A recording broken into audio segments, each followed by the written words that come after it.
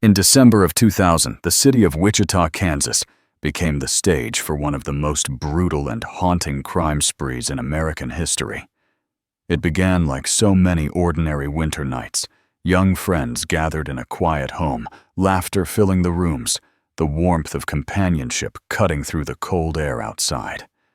But what happened next would shatter that peace forever, leaving scars on an entire community, and a story so horrifying it became known simply as the Wichita Massacre.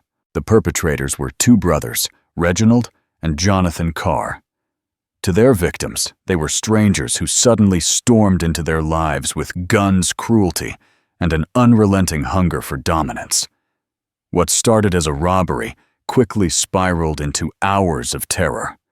The brothers forced their captives, 3 men and 2 women, into unspeakable acts of humiliation, degradation, and violence. No one was spared. And then when the night seemed it could not possibly grow darker, the Carr brothers drove their hostages to a snowy field on the edge of town. There, under the cold Kansas sky, they ordered them to kneel in the snow and executed them one by one with shots to the head. 4 young lives ended instantly. Against all odds, one woman survived her body, pierced by a bullet, her spirit driven by the will to live. She would crawl barefoot and bleeding through the freezing night to tell the world what had happened. The Wichita Massacre was more than a crime. It was a nightmare come to life, a savage spree that tested the boundaries of human cruelty. And even today, the question lingers: what drives 2 men to such depths of violence? And how can a single night of horror change the course of an entire city's history? AKA Wichita Massacre Brothers, Classification Spree Killers. Characteristics: rape, robberies. Number of victims. Date of murder, December 11-15, 2000. Date of arrest, December 15, 2000. Date of birth. Reginald, 78. Jonathan, 1980. Victim profile: Ann Walenta, 55. Jason Befort, 26. Brad Haka, 27. Heather Muller, 25. And Aaron Sander, 29. Method of murder shooting location: Wichita, Sedgwick County, Kansas. Status: sentenced to death on November 14, 2002. The Wichita Massacre, also known as the Wichita Horror, was a murder, assault, rape/robbery spree perpetrated by brothers Reginald and Jonathan Carr against several people in the city of Wichita, Kansas in the winter of 2000. The Carrs killed 5 people and a dog. The crimes shocked Wichitans, and purchases of guns, locks, and home security systems subsequently skyrocketed in the city. The brothers were tried, convicted, and sentenced to death in October 2002, although it appeared that a 2004 decision by the Kansas Supreme Court overturning the state death penalty law was going to spare the Carrs. The decision was appealed to the U.S. Supreme Court, which upheld the death penalty law and returned the Carrs and other condemned killers back to death row. The attacks, along with the reemergence of serial killer Dennis Rader and the murder of the Clutter family in the 1950s, rank as the worst crimes in the history of Kansas. Crime spree: the Carr brothers, 22-year-old Reginald and 20-year-old Jonathan, already had serious criminal records when they began their spree. On December 8, 2000, having recently arrived in Wichita, they committed armed robbery against 23-year-old assistant baseball coach Andrew Schreiber. 3 days later, they shot and mortally wounded 55-year-old cellist and librarian Ann Walenta as she tried to escape from them in her car. She died 3 days later. Their crime spree culminated on December 14th when they invaded a home and subjected 5 young men and women to robbery, sexual abuse, and murder. The brothers broke into a house chosen nearly at random, where Brad Haka, Heather Muller, Aaron Sander, Jason Befort, and a young woman identified as HG all in their 20s, were spending the night. Initially scouring the house for valuables, they forced their hostages to strip naked bound and detained them and subjected them to various forms of sexual humiliation, including rape and oral sex. They also forced the men to engage in sexual acts with the women and the women with each other. They then drove the victims to ATMs to empty their bank accounts before finally bringing them to a snowy, deserted soccer complex on the outskirts of town and shooting them execution-style in the backs of their heads, leaving them for dead. The Carr brothers then drove Befort's truck over the bodies. They returned to the house to ransack it for more valuables in the process, killing Nikki H.G.'s muzzled dog. H.G. survived her metal barrette, having deflected the bullet after running naked for more than a mile in freezing weather to report the attack and seek medical attention. In a much-remarked point of tragedy, she had seen her boyfriend Befort shot after having learned of his intention to propose marriage when the Carrs by chance discovered the engagement ring hidden in a can of popcorn.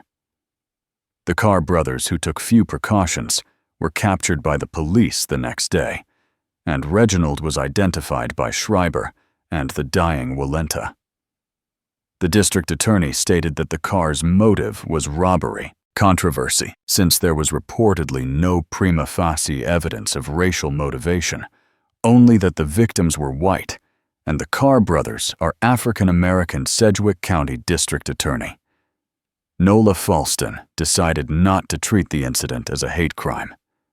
David Horowitz. Michelle Malkin and Thomas Sowell all stated that the crime did not garner much airtime or space in the national mainstream media due to political correctness. Sowell went on to claim that the media has a double standard regarding interracial offenses, tending to play up vicious crimes by whites against blacks, but play down equally vicious crimes by blacks against whites. Aftermath. Muller was a preschool teacher at St. Thomas Aquinas Catholic School. Every year, the school awards a deserving 8th grade student the Heather Muller Love of Faith Award. November 16, 2002. Two Kansas brothers were sentenced to death Friday after being found guilty of murdering 4 people in December 2000. Lawyers for Reginald and Jonathan Carr sought a life sentence for the two, but failed in their attempt to spare the Carrs from the death penalty in what has been dubbed the Wichita Massacre. The brothers who are black were found guilty Thursday of robbing and murdering 4 white people almost 2 years ago.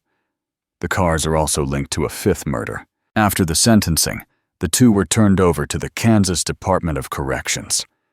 Death sentences in Kansas trigger automatic appeals, which can take years to settle. Since Kansas reinstated the death penalty in 1994, the state has not executed a single person. Fox News Channel, which covered the sentencing on live television, reported both Carr brothers showed no emotion when Judge Paul Clark announced the sentencing.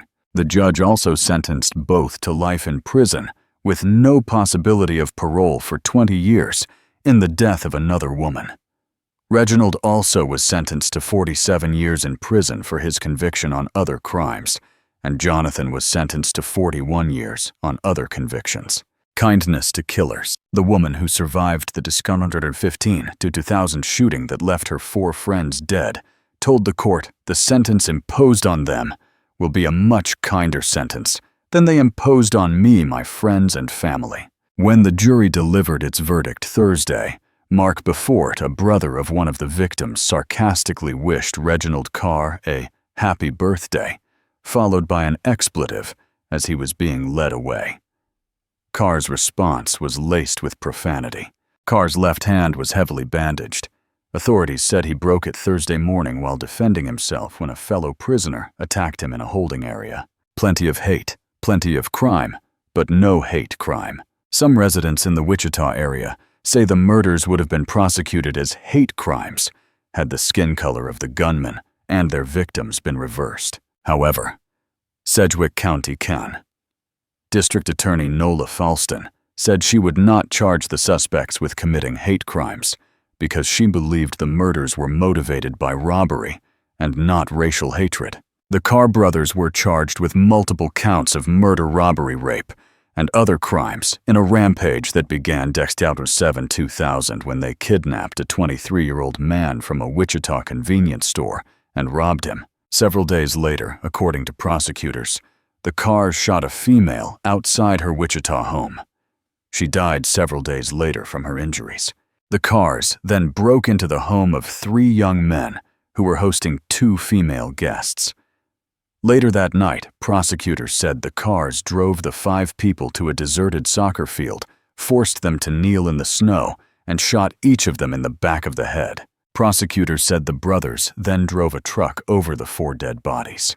The surviving female, whose name was not released, testified that she ran naked for more than a mile in freezing temperatures to the nearest house to get help.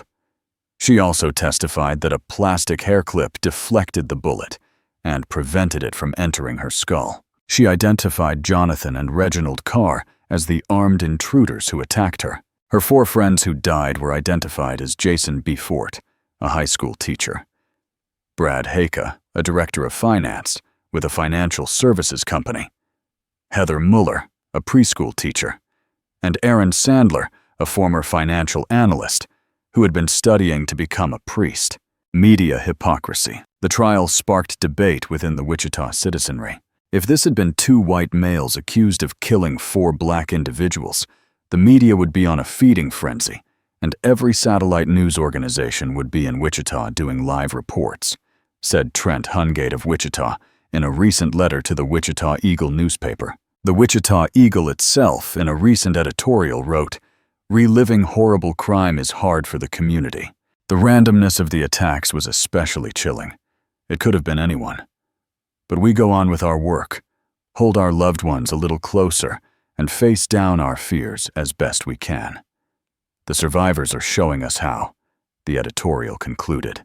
Even Mayor Bob Knight, who has made improving race relations in Wichita a goal of his administration, said recently that regardless of race and ethnicity, what occurred could be described as raw, brutal, and evil. Knight generally opposes capital punishment, little more than an animal. You have innocent people tortured, killed, humiliated by someone who is little more than an animal. I'm not looking at it as a black and white issue, Knight said. I am not a big fan of capital punishment, but if anything deserves people losing their lives, it is this kind of heinous crime. On September 9th, Reginald Carr and his brother Jonathan go on trial for what has become known as the Wichita Massacre. The 2 black men are accused of a week-long crime spree that culminated in the quadruple homicide of 4 young whites in a snowy soccer field in Wichita, Kansas. In all, the Carr brothers robbed, raped, or murdered 7 people. They face 58 counts each, ranging from first-degree murder, rape, and robbery to animal cruelty. Prosecutors will seek the death penalty. The only survivor of the massacre is a woman whose identity has been protected and who is known as HG. In statements to police and in testimony at an April 2001 preliminary hearing, the 25-year-old schoolteacher offered horrible details of what happened on the night of December 14, 2000. That evening, a Thursday, HG went to spend the night at the home of her boyfriend, Jason B. Fort. Mr. B. Fort, 26, a science teacher and coach at Augusta High School, lived in a triplex condo with 2 college friends, Bradley Haka, 27, a financial analyst, and Aaron Sander, 29, who had recently decided to study for the priesthood. When HG arrived with her pet schnauzer, Nikki, around 8:30 p.m., her boyfriend, Mr. B. Fort, was not there, but the 2 roommates were. A short time later, Mr. Sanders' former girlfriend, Heather Muller, a 25-year-old graduate student at Wichita State University, who worked as a church preschool teacher, joined them. At about 9 p.m., HG went to her boyfriend's ground-floor bedroom to grade papers and watch television. Mr. B. Fort came home from coaching a basketball practice around 9:15, and at 10:00 HG decided to go to bed. Before joining HG in bed, Mr. Beaufort made sure all the lights in the house were turned off and all the doors were locked. Mr. Sander was sleeping on a couch in the living room while his former girlfriend slept in the second ground floor bedroom. Mr. Haka slept in a room in the basement. Shortly after 11 p.m., the porch light came back on to the surprise of Mr. Beaufort, who was still awake. HG says that seconds later, she heard voices then shouting. Her boyfriend cried out in surprise as someone forced open the door to the bedroom. HG saw a tall black male standing in the doorway. She didn't know how the man got into the house, and police investigators have not said how they think the cars got in. She says the man, whom she later identified as Jonathan Carr, ripped the covers off the bed. Soon another black man brought Aaron Sander in from the living room at gunpoint and threw him onto the bed. HG saw that both men were armed. She said they wanted to know who else was in house, and the terrified whites told them about Mr. Haka in the basement and Miss Muller in the other ground floor bedroom. The intruders brought them into Mr. Beaufort's bedroom. We were told to take off all of our clothes, says HG in her testimony. They asked if we had any money. We said, take our money. Take whatever you want. We didn't have any money. The Carrs, however, were not at that point interested in money. They made the victims get into a bedroom closet and for the next hour brought them out to a hall by a wet bar, singly or in pairs for sex.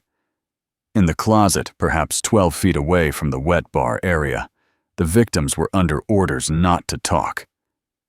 HG says that when the Carrs heard whispering, they would wave their guns and shout, "Shut the fuck up." The Carrs first brought out the two women, HG and Heather Muller, and made them have oral sex and penetrate each other digitally. They then forced Mr. Haka to have intercourse with HG. Then they made Mr. Beaufort have intercourse with HG, but ordered him to stop when they realized he was her boyfriend. Next, they ordered Mr. Sander to have intercourse with HG. When the divinity student refused, they hit him on the back of the head with a pistol butt. They sent HG back to the bedroom closet and brought out Miss Muller, Mr. Sander's old girlfriend. HG testified she could hear what was going on out by the wet bar, and when Mr. Sander was unable to get an erection, one of the Carrs beat him with a golf club. Then, she says, the Carr brothers told Aaron that he had until 11:54 to get hard, and they counted down from 11:52 to 11:53 to 11:54. The deadline appears to have brought no further punishment, and Mr. Sanders was returned to the closet. The Carrs then forced Mr. Beaufort to have intercourse with Heather Muller, and then ordered Mr. Haka to have sex with her. HG says she could hear Miss Muller moaning with pain. The Carrs asked if the victims had ATM cards. Reginald Carr then took the victims one at a time to ATM machines in Mr. Beaufort's pickup truck, starting with Mr. Haka. While Reginald Carr was away with Mr. Haka Jonathan Carr brought HG out of the closet to the wet bar, raped her, and sent her back to the closet. Reginald Carr returned with Mr. Haka and ordered Mr. Beaufort to go with him. Mr. Haka was put back in the closet, but said nothing about his trip to the ATM machine. Mr. Sander asked Mr. Haka if they should try to resist, assuming they would be killed anyway, but Mr. Haka did not reply. While Reginald Carr was away with Mr. Beaufort at the cash machine, Jonathan Carr ordered Heather Muller out of the closet and raped her. When Reginald Carr returned with Mr. Beaufort, HG volunteered to go next. Mr. Carr let her put on a sweater, but nothing else, and said he liked seeing her with no underwear. He ordered her to drive the truck to a bank and told her not to look at him as he crouched in the back seat. I asked him if he was going to hurt us, and he said, "No," she says. I said, "Do you promise you're not going to kill us?" And he said, "Yes." HG got money from the cash machine and ads. On the way back, he said he wished we could have met under different circumstances.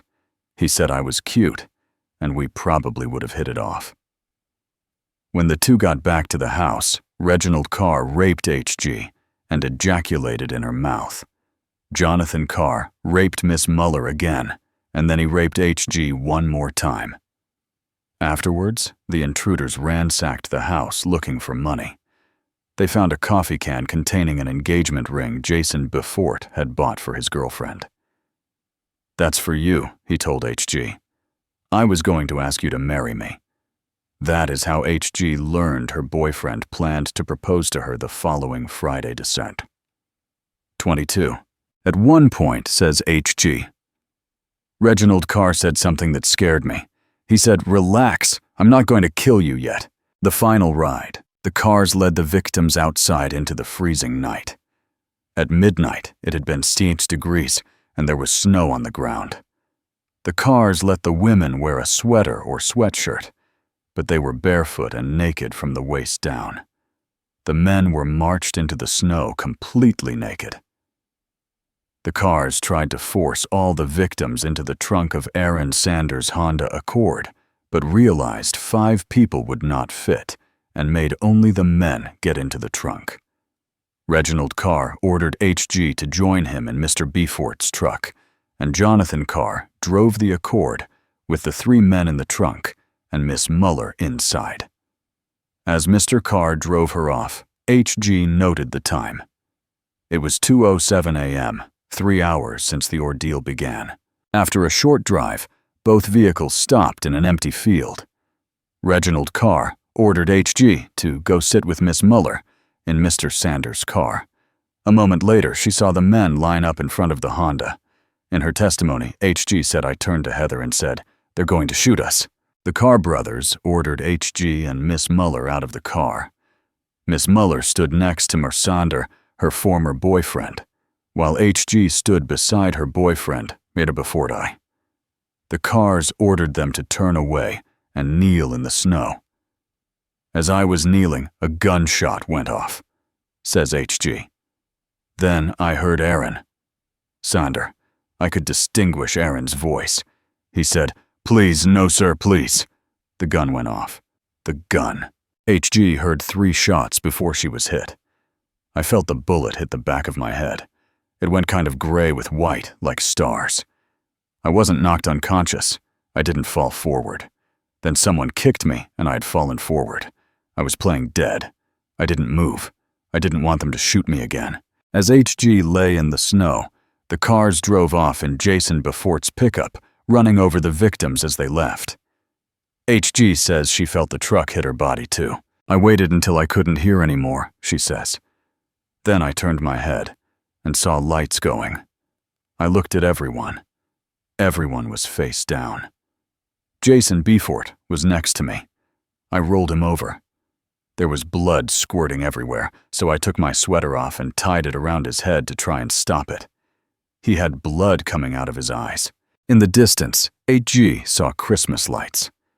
Barefoot and naked with a bullet wound in the head, she managed to walk more than a mile in the freezing cold, through snow across a field and construction site around a pond, and through the brush until she reached the house with the lights.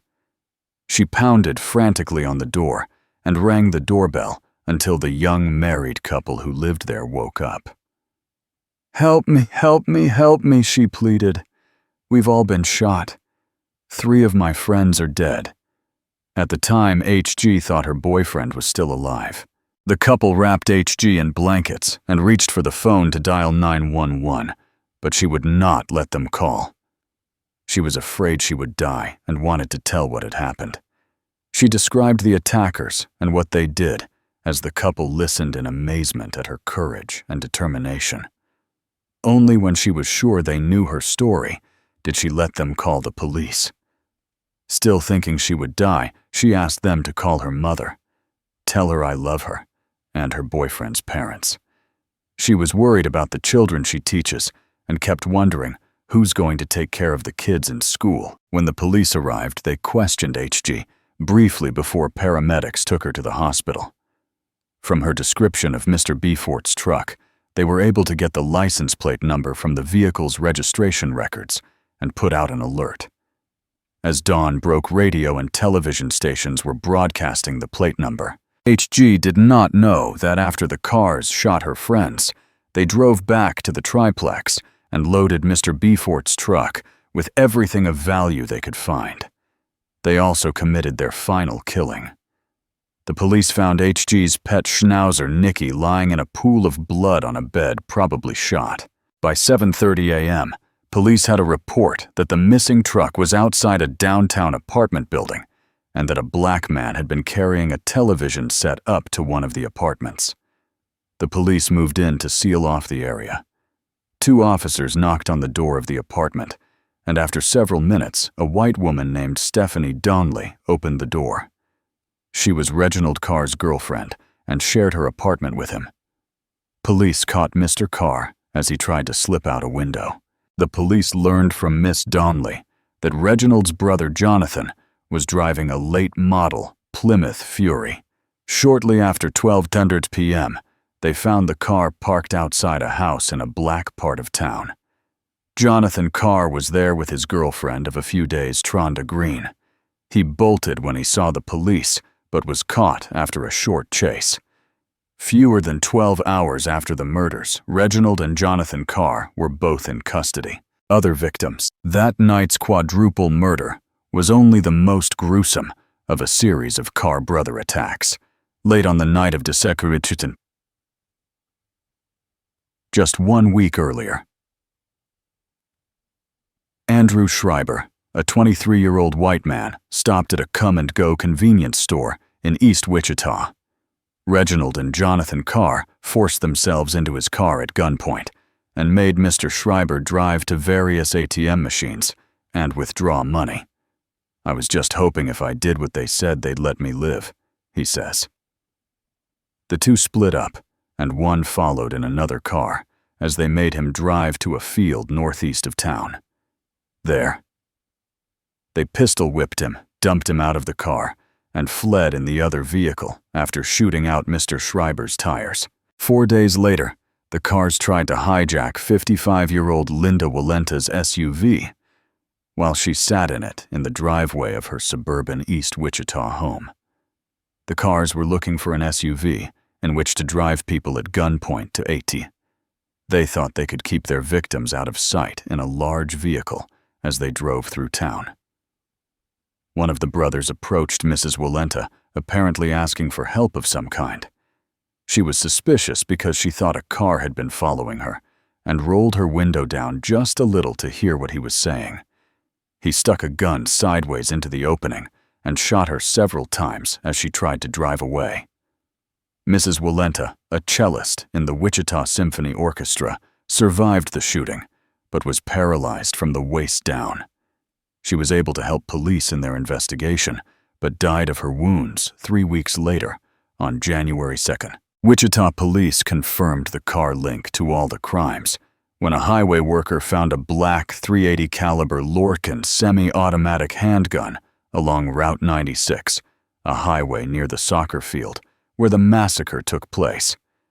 The Kansas State Crime Lab confirmed that it was the weapon used to kill Mrs. Walenta and HG's friends, and to shoot out the tires of Andrew Schreiber's car. No one knows what other crimes the brothers may have committed, but they certainly appeared guilty of these. The Carr trial is scheduled to start on September 9, but has been delayed by defense maneuvering. On June 13th, Judge Paul Clark denied a motion to move the trial out of Sedgwick County. The defense cited a poll showing 4% of Sedgwick County residents thought the Carrs were either definitely guilty or probably guilty, and argued the brothers could not get a fair trial in Wichita. However, no trial has been moved from Sedgwick County in more than 40 years, and this one will stay. The defense wanted separate trials because the lawyers for each brother will try to blame the crimes on the other. The lawyers argued they will both be trying to help convict the other brother, so it will be like having 2 prosecutors for each defendant. Prosecutor Nola Falston pointed out that many people accused of committing crimes together are tried together. And since the trial is expected to last a month and involve 70 witnesses, 2 trials would be too much expense and inconvenience. Jonathan Carr's lawyers also tried to get him declared unfit to stand trial. But on April 8, 2002, Judge Clark reviewed the reports of 2 mental health experts and ruled him competent. The reports are under seal, so the grounds for the motion are not known. If the Carr brothers' lawyers do try to blame each other's client, the jury will learn that both have long criminal records. Jonathan Carr's appears to be under seal, but at least parts of his brothers are public. In 1995, Reginald Carr was sentenced to 13 months in prison for theft. He was also ordered to serve 6 months each for aggravated assault and subverting the legal process. In 1996, he was sentenced to 28 months on a drug charge. He was paroled on March 28, 2000, but that November was booked for drunk driving. A few days later, he was back before a judge charged with forgery and parole violation. Police mistakenly let him out 6 months early, on December 5, 2000, and just 2 days before he robbed and beat Andrew Schreiber and started his week of crime.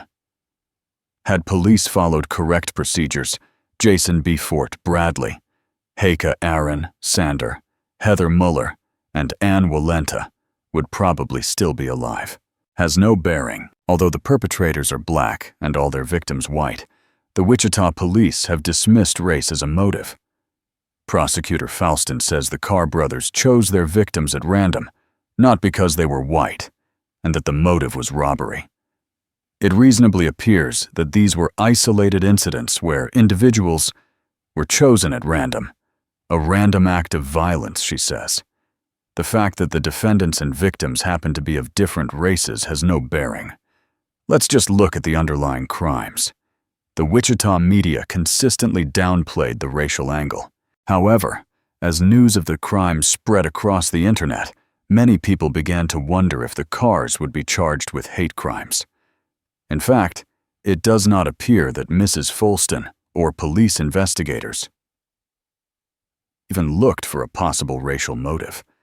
According to the testimony of the April 2001 preliminary hearing, in which prosecutors determined whether they had enough evidence to support charges, Mrs. Folston never asked H.G. or Andrew Schreiber if the brothers used racial slurs or expressed hatred of whites. It is true that Reginald Carr had a white girlfriend, and it may be that the race of the victims was unimportant to him.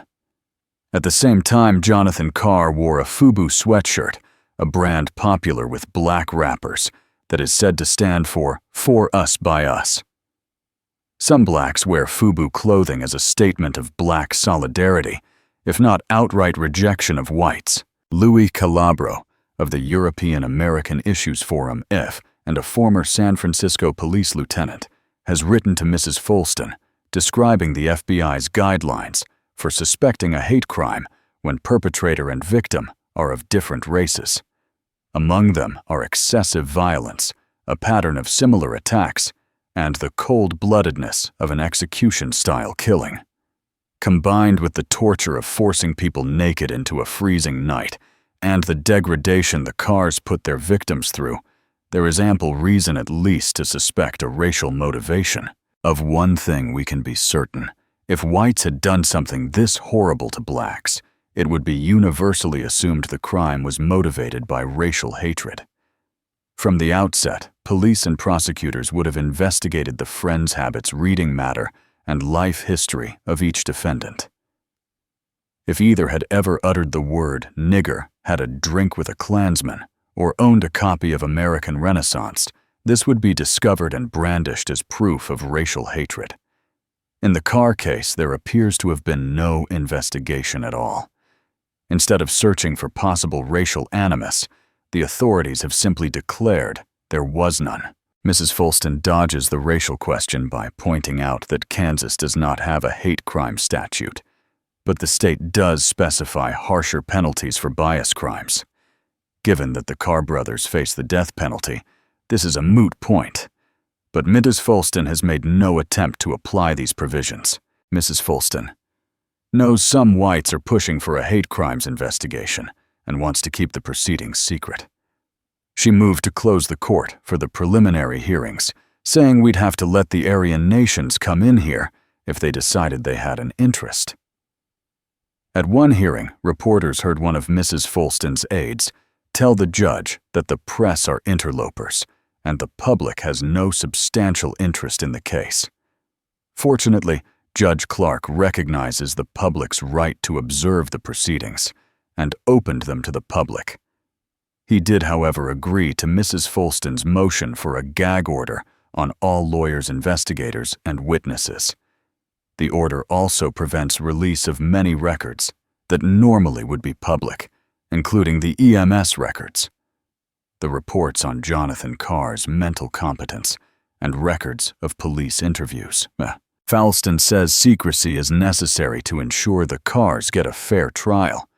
But what is in notes of police interviews, for example, that is so inflammatory, it could prejudice the public? Evidence of racial hatred, perhaps. Mrs. Folston did not ask for a gag order in the case of another quadruple homicide in Wichita, just 8 days before the Carr brothers' massacre. The DA's office says that case, in which murderers and victims were black, did not generate nearly as many requests for public records. But in an open society, the more interest the public shows in information, the more available it should be. Mrs. Folston's secrecy has led critics to accuse her of covering up evidence of racial animus. EAIF's Mr. Calabro believes the assaults and murders were racially motivated crimes that the DA and City of Wichita have no interest in pursuing. Del Riley, a white Wichita resident who has followed the case, says of his reaction to the DA's secrecy, "I wouldn't call it outrage, but I'd call it suspicion. This gag order upsets me. Once again, we can be certain that if the racial cast of characters were reversed, there would be no attempt to close the court, and the media coverage, virtually absent in this case, would be deafening. A white-on-black crime of this kind would be front-page news for days, and would probably prompt official condemnation from the President and Attorney General on down. As we know from the reaction to the murder of James Byrd, dragged to death behind a truck, a crime of this sort, committed by whites against blacks, would put the nation into an official state of near hysteria. What if the cast had been all white? It would still have been national news. In 1959, drifters Dick Hickok and Perry Smith murdered the Clutter family in Holcomb, Kansas. Like the Wichita case, it was a home invasion, apparently motivated by robbery. Even without spectacular sexual cruelty, the Clutter killings were front-page news, and the story was immortalized in Truman Capote's novel In Cold Blood. Had the Wichita case involved whites, only the heroics of H.G. alone would have ensured wide coverage. She would have become a national hero, part of the folklore of strong womanhood. What if perpetrators and victims had all been black? Some in the media would have promoted the heroism of the woman who lived to tell of the crime, but others would have stayed away from the story because such savagery reflects badly on blacks. When blacks commit outrages against whites, executives not only downplay black misbehavior but believe they must protect whites from negative stereotypes about blacks. If they must report such crimes, they are likely to link them to editorials calling for tolerance and pointing out that the criminals were individuals, not a race. When whites commit outrages against blacks, there are no such cautions. White society at large is to blame. The Carr brothers' crimes were treated to a virtual media blackout. The Chicago Tribune and the Washington Times appear to be the only major non-Kansas dailies ever to mention the story. Their articles briefly described the facts of the case, and then focused on internet discussions among whites who thought the Carr brothers were hate criminals. The Associated Press ran stories on the crimes, but they do not appear to have been picked up outside of Kansas. Within the state, the media dutifully promoted Mrs. Folston's categorization of the crimes as random. The networks, of course, were silent. Were it not for the internet, the Wichita story would have disappeared. It was only in chat rooms and on web pages that the crimes had a national audience. Several sites, such as WNewNation.org and Jeff's Archive.com, have posted newspaper articles about the crimes. The main paper that covered the case, the Wichita Eagle, stores older articles in a fee-charging archive, so these sites are virtually the only way the public can learn about the massacre. It will be surprising if the trial itself gets national coverage. Kansas permits television in courtrooms, but so far, the Court TV cable channel shows little interest in the case despite email requests to its website at due.courttv. The Wichita Eagle will probably offer restrained coverage. The police and media reactions to these crimes, a refusal to think about race, draw larger conclusions, or even express outrage, are typical of today's whites, and in stark contrast to the sustained fury we could expect from blacks if the races were reversed. Not even the acknowledged error that resulted in Reginald Carr's early release seems to upset many people. Bradley Haika's father is angry, saying he is appalled. A mistake like this could lead to such severe consequences for so many people. But Aaron Sanders' father is passive.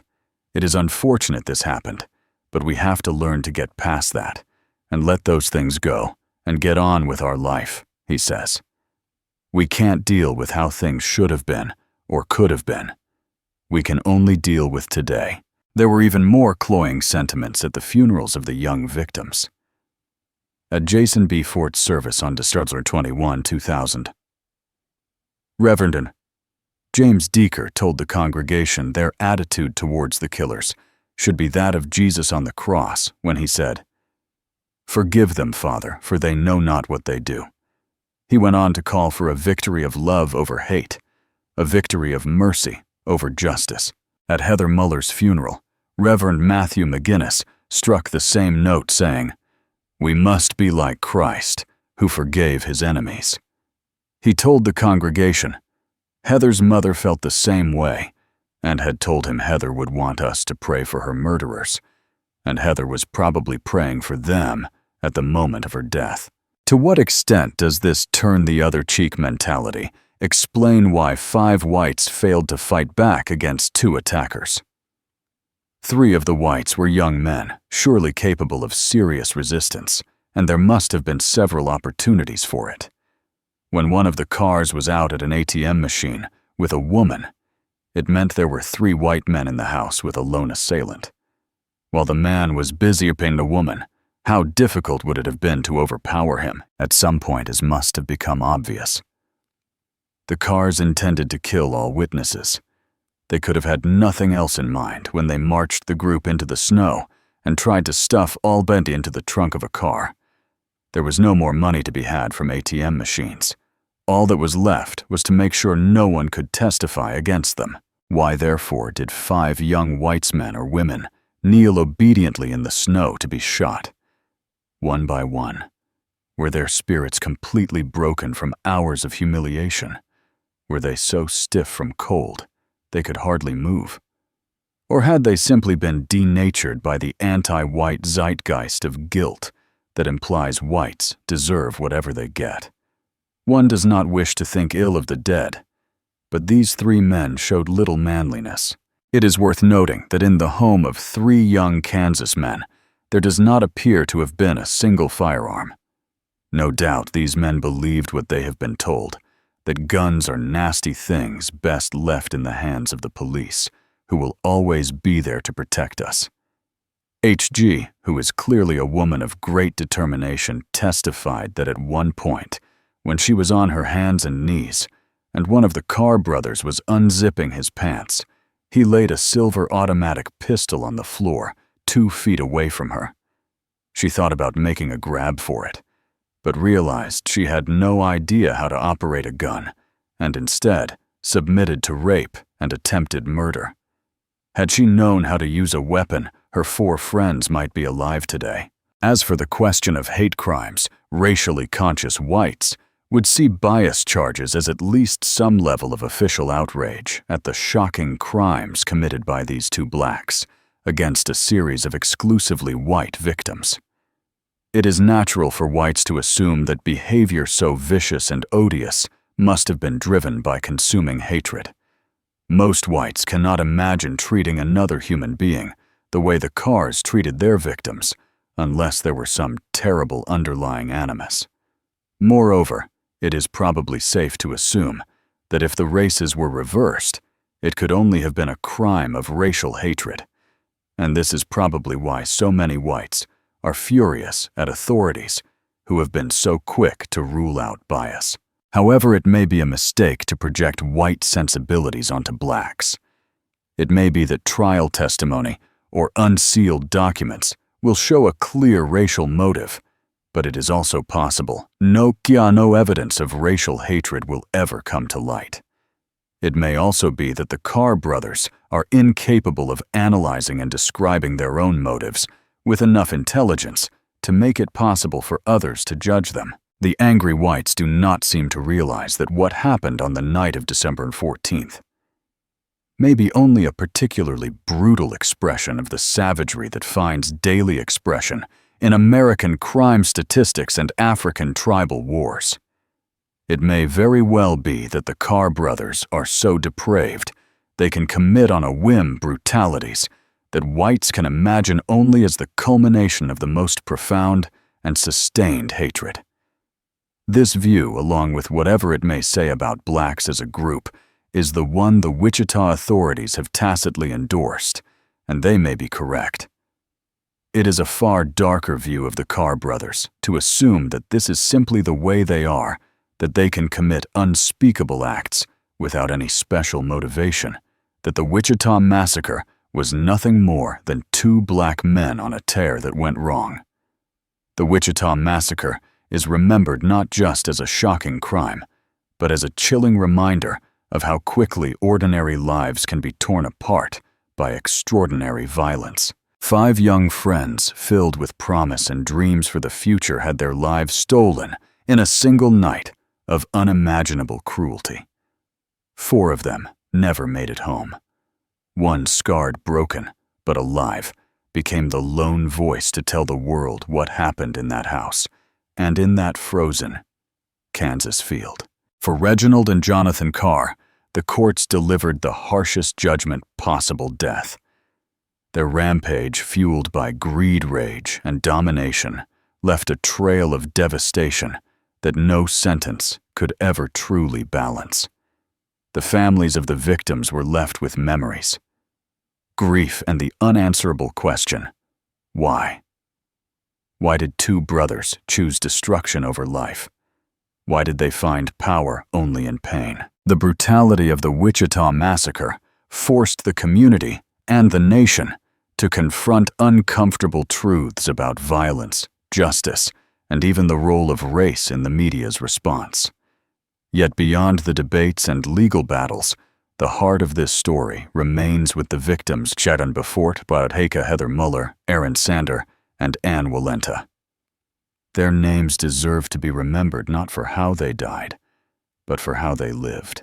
Evil walked into Wichita that winter night, but even in the darkest moments, courage endured. One survivor's strength gave voice to the fallen, ensuring that their story would never be forgotten. This was not just a crime spree, it was a massacre. And more than 2 decades later, its echoes still remind us of the fragility of life, the resilience of survival, and the haunting truth that sometimes the greatest danger comes from where we least expect it.